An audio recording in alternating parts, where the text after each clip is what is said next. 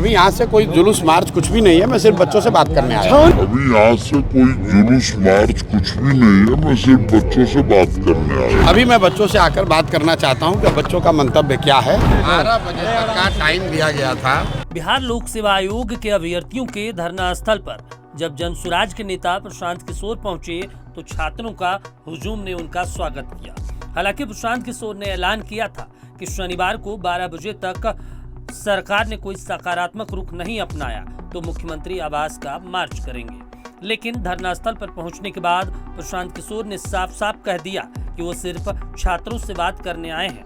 वो अभी तक न कोई प्रदर्शन करेंगे न ही कोई मार्च। हालांकि सुरक्षा के मद्देनजर पटना पुलिस ने पूरे गर्दनीबाग के धरना इलाकों के पूरे गेट को बंद कर दिया है और सुरक्षा व्यवस्था कड़ी कर दी गई है।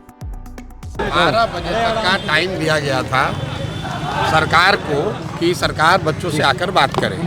अभी मैं बच्चों से आकर बात करना चाहता हूं कि बच्चों का मंतव्य क्या है। अभी यहाँ से कोई जुलूस मार्च कुछ भी नहीं है, मैं सिर्फ बच्चों से बात करने आया हूँ।